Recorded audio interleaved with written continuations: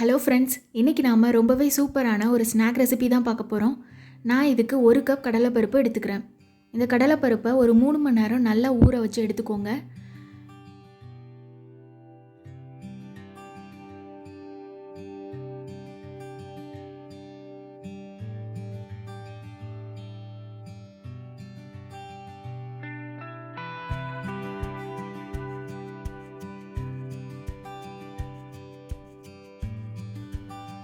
மூணு மணி நேரத்துக்கு அப்புறமா கடலைப்பருப்பு நல்லாவே ஊறி வந்துருச்சு.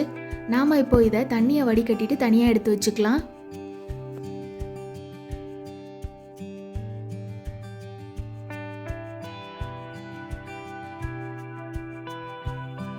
நான் ஒரு பிளேட்டில் 3 டிஷ்யூ போட்டு அது மேலே இந்த கடலைப்பருப்பு போடுறேன். ஸோ அதில் இருக்க தண்ணி எல்லாமே அந்த டிஷ்யூவில் இறங்கிரும். நம்ம இதை பொரிக்க போகிறதுனால இதில் கொஞ்சம் கூட தண்ணி இல்லாமல் நம்ம எடுத்துக்கணும். இது ஒரு 10 நிமிஷம் இந்த மாதிரி கையால் எல்லா சைடுமே நீங்கள் கிண்டி விட்டிங்கன்னா அதில் இருக்க தண்ணி எல்லாமே டிஷ்யூவில் இறங்கிரும். நீங்கள் இல்லைன்னா வெள்ளை கலர் காட்டன் துணியில் கூட நீங்கள் இந்த மாதிரி பண்ணலாம்.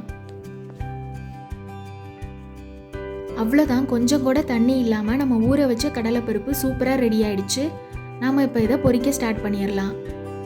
கடாயில் எண்ணெயை விட்டுக்கோங்க. இது நல்லா சூடாகட்டும்.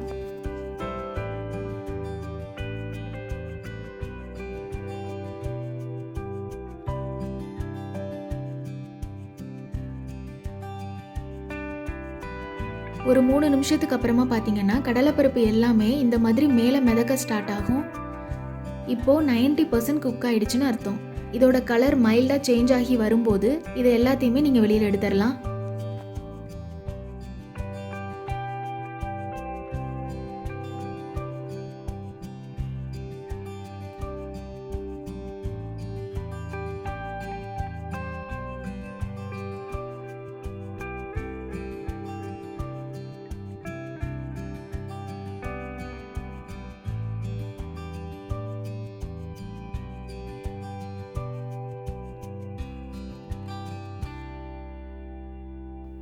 இப்போ அதே எண்ணெயில் ஒரு 5-6 முந்திரியை 2ஆக உடச்சி இதையும் நம்ம பொன்னிறமாக வறுத்து எடுத்துக்கலாம்.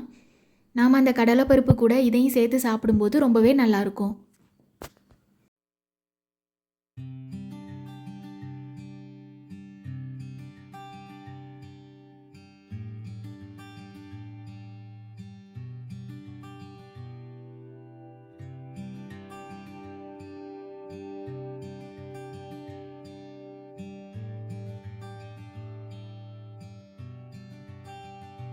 ஆறேழு பூண்டை இடித்து அதையும் நாம் இதில் வறுத்து எடுத்துக்கலாம். இது உங்களுக்கு ஒரு நல்ல வாசனையை கொடுக்கும். ரொம்ப கருகிடாமல் பார்த்துக்கோங்க. இந்த மாதிரி கலர் சேஞ்ச் ஆகி வரும்போது இதை நீங்கள் எடுத்துருங்க.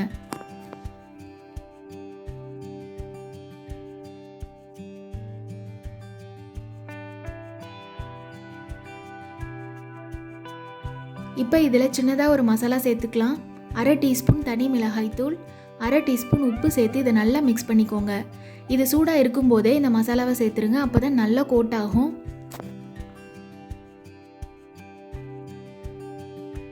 அவ்வளோதாங்க, ரொம்பவே சூப்பராக ரெடி ஆகிடுச்சு. கடலைப்பருப்பை ஊற வச்சு எடுத்துட்டா போதும். ஒரு 1/2 மணி நேரத்தில் நாம் இதை செஞ்சு முடிச்சிடலாம். நீங்களும் உங்கள் வீட்டில் இதே மாதிரி இதே அளவுகளோடு செஞ்சு பாருங்கள். செஞ்சு பார்த்துட்டு எப்படி இருக்குன்னு கமெண்ட்ஸில் சொல்லுங்கள்.